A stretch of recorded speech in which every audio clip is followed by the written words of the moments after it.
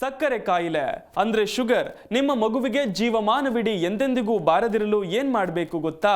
ಮಗುವಿಗೆ 3 ವರ್ಷ ತುಂಬುವವರೆಗೂ ಇದೊಂದು ಆಹಾರ ಕೊಡ್ಲೇಬೇಡಿ. ಡಯಾಬಿಟಿಸ್ ತಡೆಯಲು ಇದೆ ಸರಳ ದಾರಿ. ನಿಮ್ಮ ಮಗುವಿಗೆ ಮೊದಲ 1,000 ದಿನ ಈ ಆಹಾರ ನೀಡಬೇಡಿ.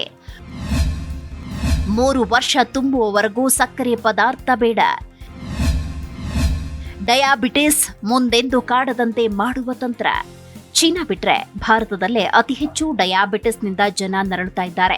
ವಿಶ್ವದಲ್ಲಿ ಅತಿ ಹೆಚ್ಚು ಸಕ್ಕರೆ ಕಾಯಿಲೆ ಹೊಂದಿರುವವರ ಸಂಖ್ಯೆ 2021ರ ಸಮೀಕ್ಷೆಯ ಪ್ರಕಾರ ಭಾರತ 2ನೇ ಸ್ಥಾನದಲ್ಲಿದೆ.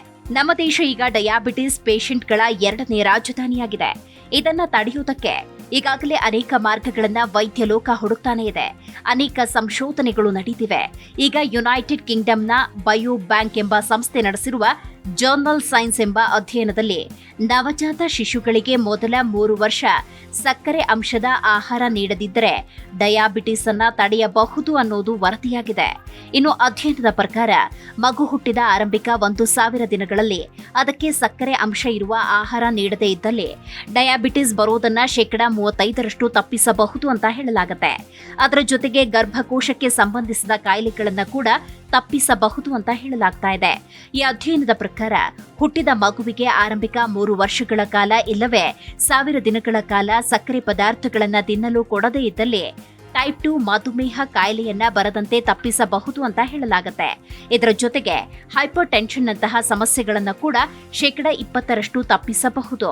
ಗರ್ಭಿಣಿ ಇರುವ ಸಮಯದಲ್ಲಿ ಹಾಗೂ ಮಗುವಿನ ಮೊದಲ 2 ರಿಂದ 3 ವರ್ಷಗಳವರೆಗೆ ಸಕ್ಕರೆ ಅಂಶದ ಆಹಾರವನ್ನು ತ್ಯಜಿಸಿದ್ರೆ ಜೀವನ ಪೂರ್ತಿ ಉತ್ತಮ ಆರೋಗ್ಯಕ್ಕೆ ಸಹಾಯಕ ಎಂದು ಅಧ್ಯಯನದಲ್ಲಿ ಉಲ್ಲೇಖಗೊಂಡಿದೆ. ನವಜಾತ ಶಿಶುವಿನ ಆರಂಭಿಕ 1000 ದಿನಗಳ ಆರೈಕೆ ತುಂಬಾನೇ ಪ್ರಾಮುಖ್ಯತೆ ಪಡೆದುಕೊಳ್ಳುತ್ತೆ. ಇದೇ ಅವಧಿಯಲ್ಲಿ ಮಗುವಿನ ಮುಂದಿನ ಆರೋಗ್ಯ ರೂಪುಗೊಳ್ಳುತ್ತೆ. ಹೀಗಾಗಿ ಈ ಸಮಯದಲ್ಲಿ ಅವರನ್ನ ಸಕ್ಕರೆ ಅಂಶದಿಂದ ಕೂಡಿದ ಪದಾರ್ಥಗಳಿಂದ ದೂರ ಇಟ್ಟರೆ ಭವಿಷ್ಯದಲ್ಲಿ ಅವರಿಗೆ ಸಕ್ಕರೆ ರೋಗದಂತಹ ಸಮಸ್ಯೆಗಳು ಹುಟ್ಟಿಕೊಳ್ಳುವುದಿಲ್ಲ.